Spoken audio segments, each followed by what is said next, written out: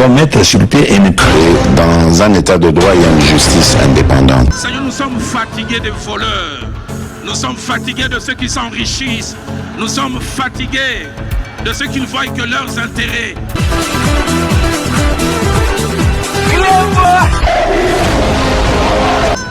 Je m'engage à user de tout ce qui est en mon pouvoir pour que les erreurs du passé ne se reproduisent plus et pour que les actions nécessaires à l'avancement de notre pays soient promptement prises.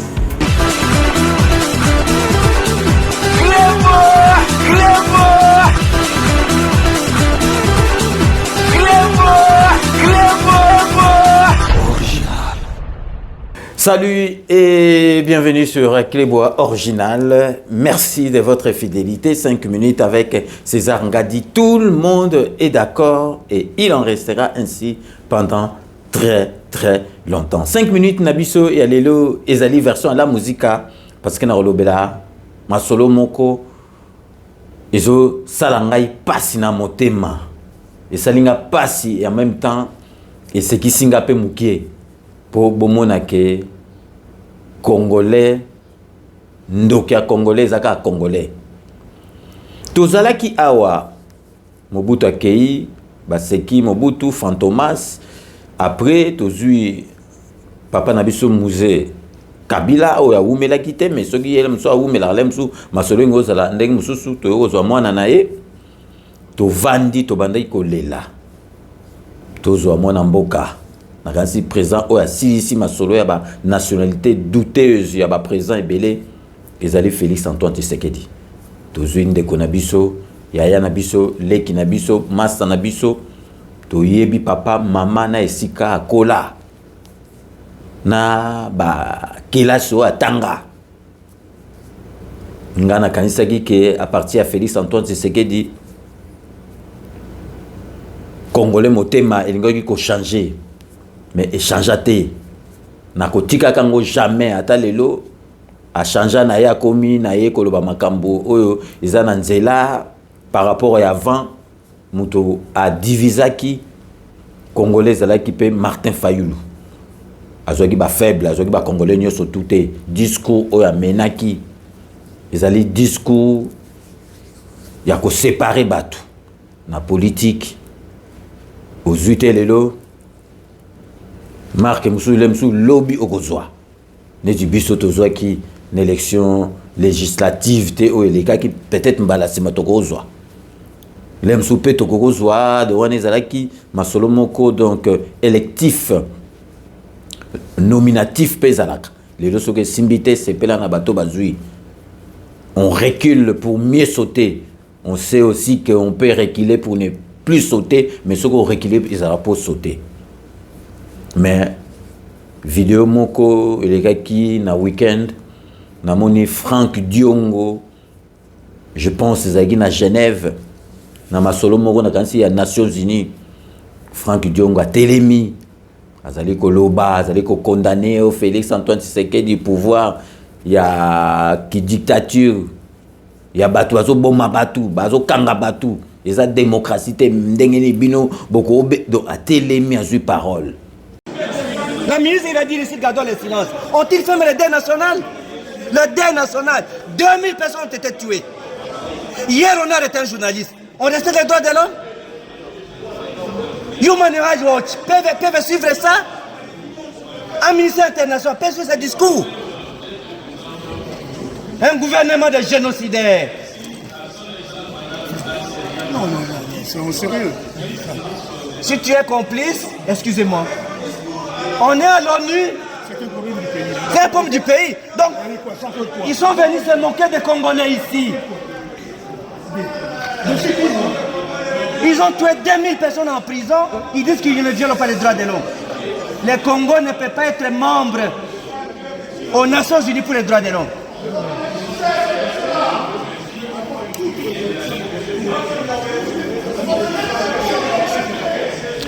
On a pris Jean-Claude Vouemba. Oh, il a dit chapeau.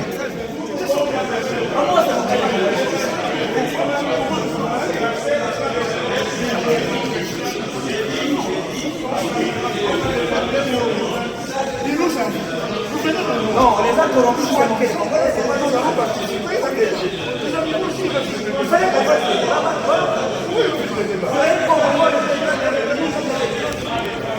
on a traité 1000 personnes en otage. Hier, on a arrêté la journaliste de la France.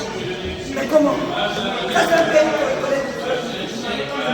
On vient mentir les gens ici et on n'est pas d'accord. Ils sont mis à des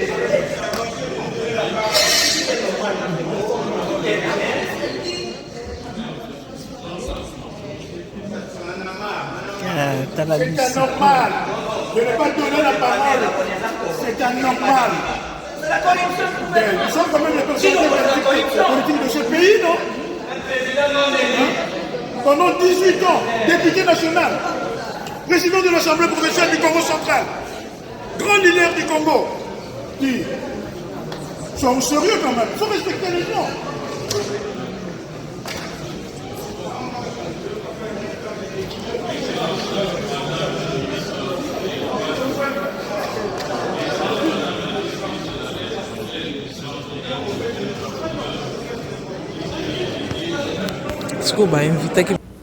mais boyeba ke Franck Diongo bomona ndenga sala tula musi ya zaza awa ndenga bimaki akenda na Belgique po abwaka ngunda tanga abwaki ngunda omoni faut sala ba apparition ya ndenga wana donc ye na petio mususu donc lurara donc bazoluka bazwa doc na bango bazwa statut ya réfugié politique. Mais il faut donc basal rabama solo ndengwana be mission ndengwana po ba monake bazali vraiment ba opposant ya Félix Antoine Tshisekedi. Mais mindele bazazo bate ba ebike Félix Antoine Tshisekedi akangara bo opposante soki ba kangio ezali ba kangio na aner na ndenge masolo ya normal o sali mabe ya mboka. Mais opposant o critiquer Félix Antoine Tshisekedi boyebi batu mususu à la limite kutu ya kofinga misukutu ba finga président de la République ba kanka bangote. Donc Diongo wana bazo sala biloko na bango faut même pas bochaka mamakama na bango musuka donc ezali bazo sala ngo esprit pour communauté internationale surtout mboko babwakeli ngunda donc ngunda ezali demande ya kozala réfugié politique do yango moni makamususu ezali pasi na mawa na motema babi azaki mota azaki na Jean-Claude Vwemba wana za vie nanga butu na loba makabebelete ye moko yebi bota la photo oyo bomoni bango mibale Franck Diongo na kanisa zana mémoire courte tala na période ya Kabila na makila na banini nazo sa za makila na nini mais ba memie na chaise roulante na tribunal pour asamba a bosanité que lelo azali ko bosana na ebite mais pour to rafraîchir mémoire ce qui Félix Antoine Tshisekedi te mbele na kanisi ce qui peut-être que to ebite mbele mso kufa ki na prison mutaye ko libérer ba opposant nyoso tout Franck Diongo pezali ki parmi ba opposant oyo bazali ki na boloko ba bimisa ki bango batu nyoso tout et comme ki na suka il faut bimisa militaire wana o Kabila akanga wana ndeto kondima lelo abima colonel Kapenda bima balabaki mukolo ko bimsa colonel Kapenda ndeto bimi ndeto ndimi o Fachibeto mukolo bima batutu siu batutu bavanda nie Kapenda ba masega comme général batinda na fonction na Katanga kuna donc mutu ko kosa o liboma te o boye baka soki bakangi atana ba France atana ba Belgique ceux qui au selma kama be au toucher mboka na ona ndenga mabe ba okanga yo eza awate mais bosala différence ko kanga oyo ba prédécesseur ya Félix Antoine Tshisekedi ba o babandai ko kanga na oya Félix Antoine Tshisekedi eza ndengi mokote pour rappel totie la bino botala Franck Diongo tanga bimaki boloko ndenga bandai ko féliciter Félix Antoine Tshisekedi boyebi ba image etikalaka malobe koko kima me ba image etikalaka botala bino moko na bilili. Nous intervenons expressément ce soir avec une série de communications importantes de la présidence de la République. Commençons tout de suite par ces communiqués. La présidence de la République informe l'opinion tant nationale qu'internationale que, donnant effet à sa promesse faite à la nation lors de son allocution à l'occasion du lancement du programme d'urgence de 100 jours, de veiller à la libération des prisonniers politiques et d'opinion, son Excellence, Monsieur le Président de la République, chef de l'État, vient de prendre une série de mesures destinées à matérialiser cette promesse. En premier lieu, son Excellence, Monsieur le Président de la République, chef de l'État, vient de signer 3 ordonnances accordant mesures individuelles de grâce à des personnalités ci-après, M. Franck Diongo, Firmin Yangambi, Libote, Tuite Kalumba, Kalonji Mukeba, Mbav Kabwand, Kazadi Bukassa et Kabemba Lumbe. Une ordonnance portant mesures collectives de grâce à toute personne condamnée par une juridiction civile ou militaire à la suite de manifestations publiques ou des réunions politiques intervenues entre le 1er janvier 2015 et le 31 décembre 2018. Drapé du drapeau de la République démocratique du Congo, Franck Diongo, figure de l'opposition à l'ancien président Joseph Kabila, savoure ses premiers moments de liberté. Le président du mouvement lumobiste progressiste bénéficie de la grâce présidentielle décidée par Félix Tshisekedi qui devrait concerner des dizaines de prisonniers politiques sur 10 jours. M. Diongo avait été condamné en décembre 2016 à 5 ans de prison ferme pour arrestation et détention arbitraire de 3 militaires de la garde républicaine. Des accusations que lui et ses proches ont toujours rejetées. C'est un prisonnier politique d'un individu. Il n'a rien fait. Il a été arrêté injustement.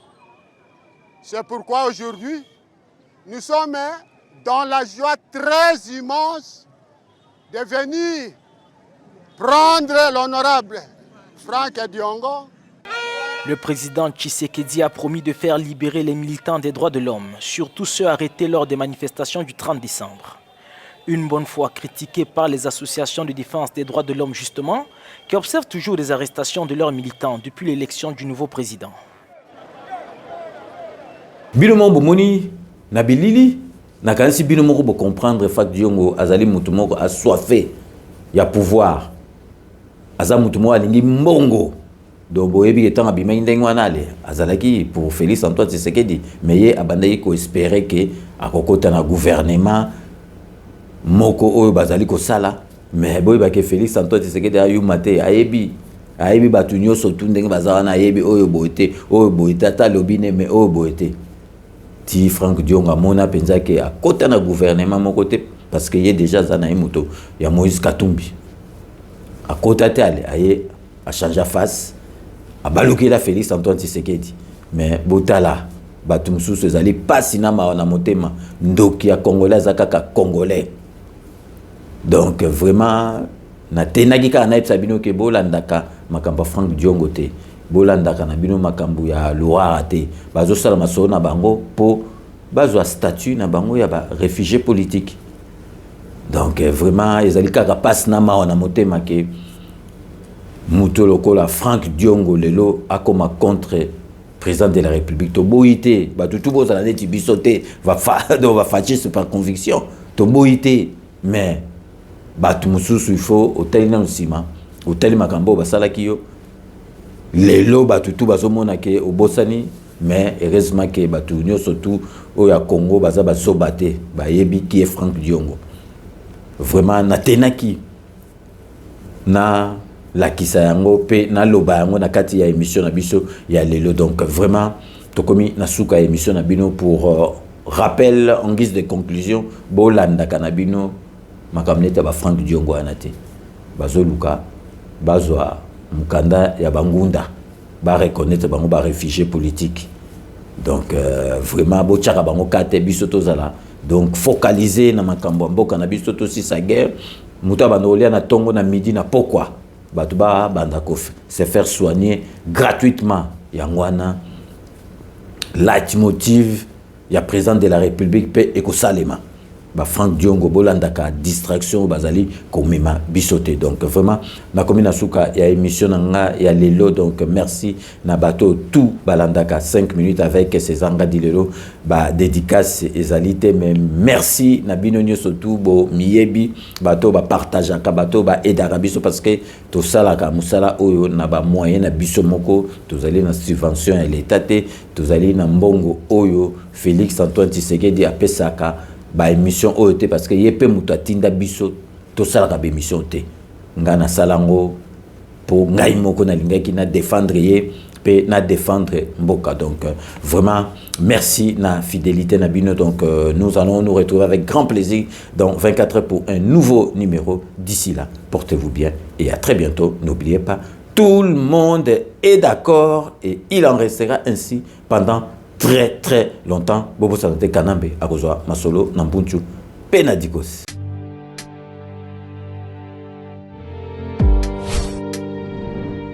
Avec Kodiasimo, voici encore une opportunité de devenir propriétaire à Kinshasa avec un apport à partir de $5 000.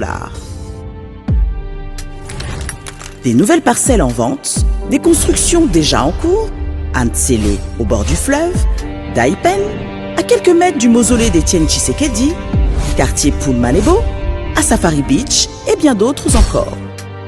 Devenir propriétaire avec Kodiasimo, c'est choisir d'acquérir votre bien immobilier avec un accompagnement personnalisé, allant de l'achat de votre parcelle jusqu'à l'obtention de votre titre de propriété.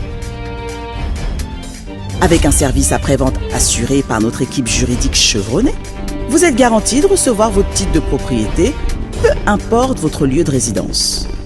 Avec Kodiasimo, vous avez la garantie d'un service clé en main. Kodiasimo, la meilleure adresse pour construire la vôtre.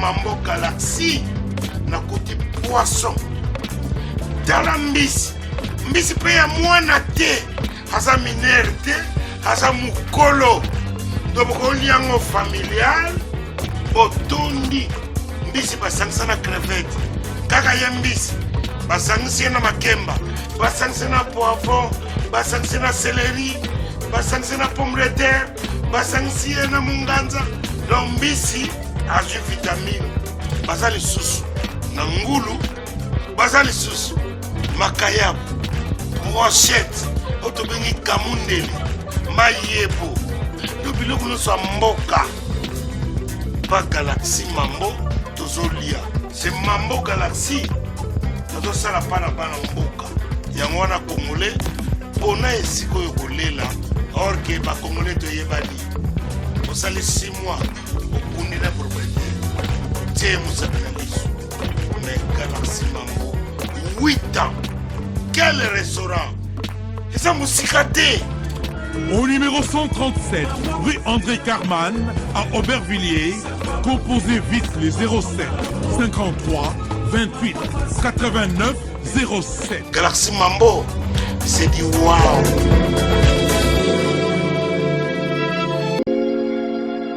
Sepela TV ezali décodeur ya Banamboka. Sepela TV différence nango ezali na ba décodeur mususu o tozalaka nango na kati ya ndaku. Sepela TV botala ngo ezaka mukie.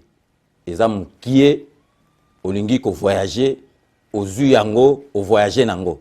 Parce que ba décodeur o biso tozalaka nango evandika na ndaku, mais Sepela TV déjà eza mukie botala ozu o kolisi yango ka na poche, na kosi na poche à veste o voyager o memi yango partout dans le monde ici ka zo kende.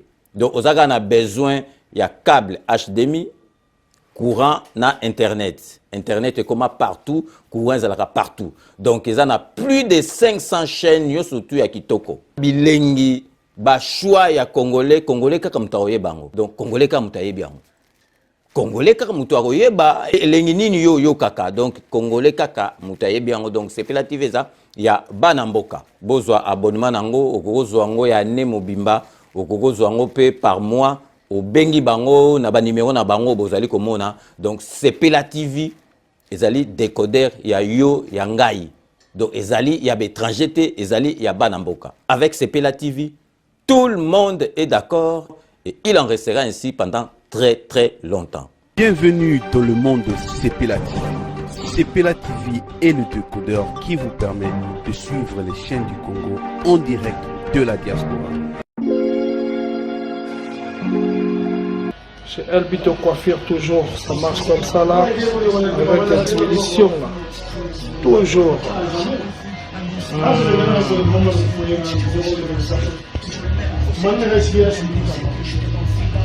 Salon number one, c'est Elbito Coiffure. Tu coiffes avec sourire, tu coiffes avec noblesse. C'est Elbito Coiffure.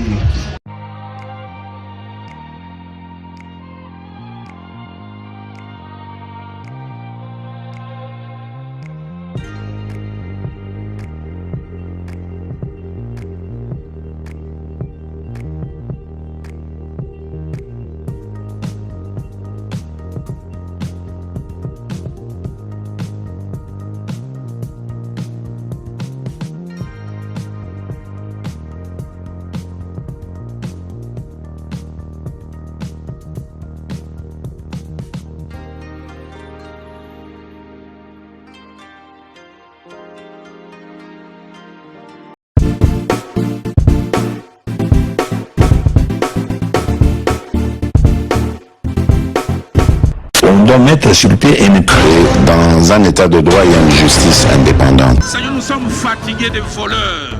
Nous sommes fatigués de ceux qui s'enrichissent. Nous sommes fatigués de ceux qui ne voient que leurs intérêts.